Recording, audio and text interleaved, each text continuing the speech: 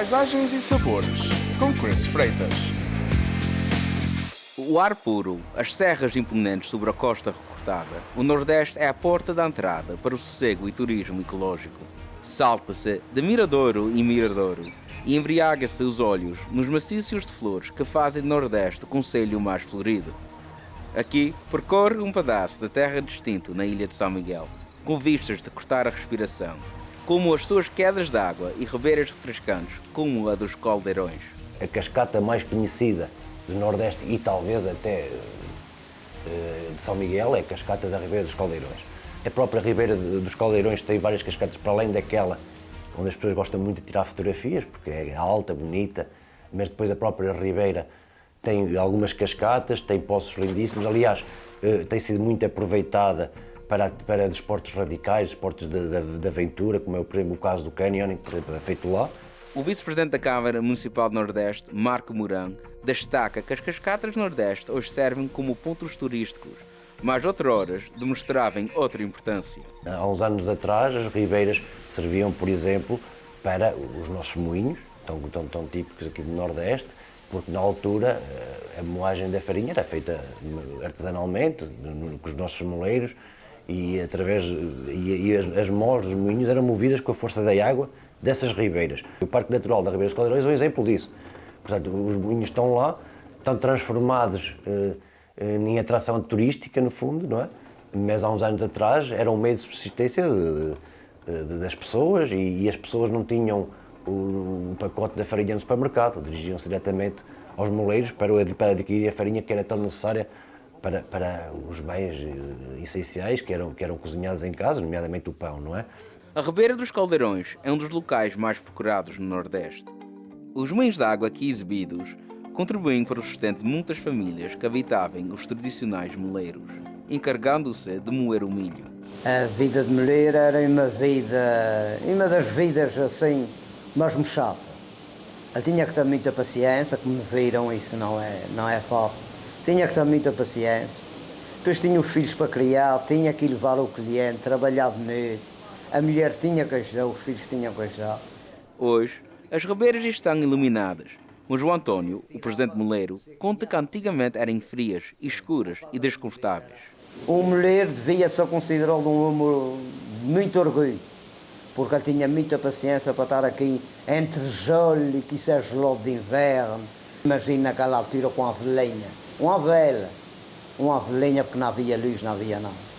Entre motos e tudo, às escuras, temporais. É muito complicado. Não lhe queria para mim essa vida. O trabalho do moleiro era difícil, pois não era só moer.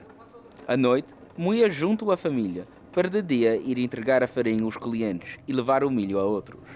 Ele e a sua família faziam as suas vidas na Ribeira e moravam em solidão junto ao moinho. Vivia aqui uma família aqui na Estreito de Moinho, que era aqui tudo criado aqui com porcos, galinhas, tudo caldeado e era assim, infelizmente era assim. O moleiro e a família era integral para a sobrevivência do povo micalense, pois a farinha de milho tinha muito uso. Está ali o coisa da tampora ali, aquela rodela que está ali.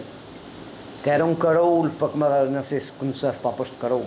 Papas de carouro, a gente mete ali o tampor, levanta mais a pedra e já sai um milho mais cocinho um bocadinho, já faz papas de carouro. Querem para animais ou coisa assim, abate-se mais ao coisinho e caldeia-se na lavagem, para os poucos. Querem para o pão, então tem que se afinar mais fininho um bocadinho. E a gente vê se o milho está bom para isso. Enquanto hoje o pão de milho continua a ser consumido à volta da ilha, Bob Cardoso, o dono do restaurante Casa de Pasto, conta que historicamente o bolo da sertão, o pão de farinha de milho sem levadura, era mais comum. O bolo da sertão é um bolo feito com farinha de milho. Neste caso usamos a farinha que trouxe, né, ali moída dali dos moinhos, dos caldeirões. Primeiramente aqui tem que ser peneirada, né? A farinha tem que ser peneirada e tem que ser uma farinha mais fina. A cozinheira da Casa de Pasto, Madalena Pacheco, explica que o bolo da sertão pode acompanhar vários pratos. Há quem coma com queijo, há quem coma com peixe, há quem coma só com molho verde, que dizem o cru. E para mim combina com tudo.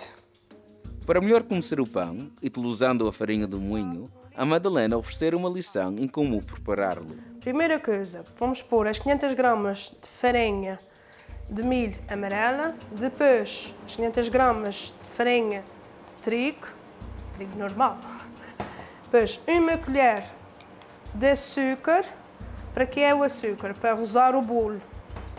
Depois uma pitada de sal, fazer aqui uma covinha e colocar um bocadinho a água. Depois vamos amassar. Vamos colocando a água conforme o bolo precise. Depois de caldear os ingredientes e amassar a massa, a Madalena formou bolinhos colocando-os em farinha de milho antes de assá-los na sertã. Então está aqui os nossos bolinhos. A gente agora vamos colocar na frigideira. A gente acalca um bocadinho, colocamos, já está quente, lógico. Nós colocamos assim, agora esperamos uns 10 minutos. O resultado final foi uma delícia de pão, que combinou perfeitamente com compota. Do moinho à mesa, tive uma experiência genuína de farm to table. Enquanto os moinhos já não servem para fornecer o povo local com farinha, hoje constituem um valioso património para o concelho.